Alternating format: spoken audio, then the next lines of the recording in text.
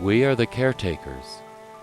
We who are inventive, industrious, who so need our urban creations, also long for stepping into a forest to take a breath and stare into a landscape which we had no part in creating.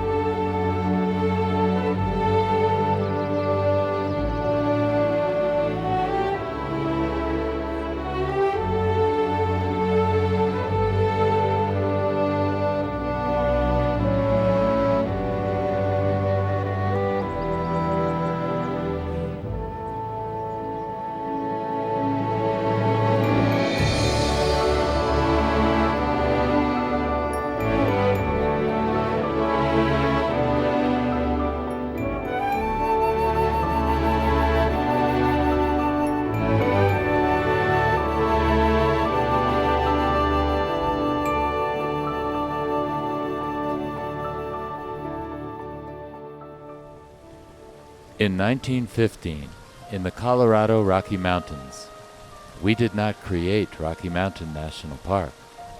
We gave it a name.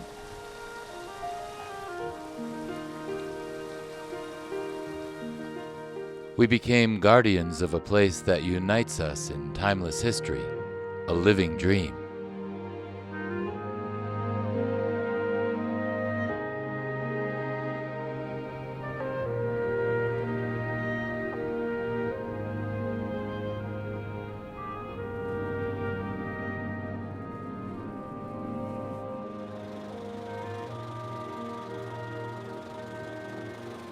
Generations upon generations have come to visit Rocky Mountain National Park and have passed on their dreams, their personal connections to these 415 square miles of Colorado wilderness.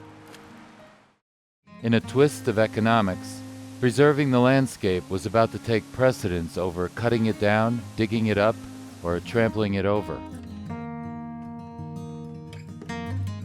A young surveyor named Abner Sprague would look into this valley in 1868 and declare, "The surprise of it made us speechless." He and his wife Alberta, along with an entourage of relatives, would settle in an area that would eventually become national park territory. As a farmer, rancher, prospector, and lodge owner, he was not intimidated by anything, including the threats of Dunraven's men. At first, utilizing convict labor, work was intensified with private contractors. The 37-mile Fall River Road traversing the mountains was opened in September of 1920. It was not only the first road through the park, it was a big tourist attraction. Now people could drive up into the mountains and see these amazing vistas. That was a great experience. Still is. When opened in 1935, Trail Ridge Road was one of the premier engineering models of the century. Topping 12,183 feet, it became known then and remains today as the highest continuous paved highway in the United States.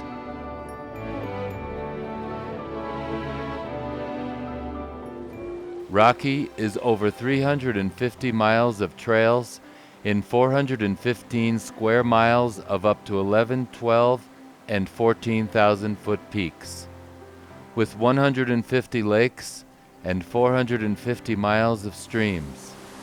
20 to 40-foot drifts cover Trail Ridge Road in winters that provide for people wishing to get around under their own power. Over 3 million visitors come every year with dreams ranging from driving to the alpine tundra to facing a personal challenge. I really started to look towards the mountains as something that I wanted to be in on a daily basis. In Rocky Mountain National Park, I feel welcomed. I'm friends with the rangers. It's such a good feeling to be here and feel like part of the park and feel like what I'm doing is something that is accepted and even appreciated on certain levels. And it makes me want to take care of the park. Historically, climbers become environmentalists, become activists, because climbing is such an inspiring way to see the mountains and you really fall in love with them, and then therefore you want to protect them. It is sometimes said that people are the antagonists of the natural world. But when we leave our urban baggage at the door, a reaction occurs, and we each become part of the living dream called Rocky Mountain National Park.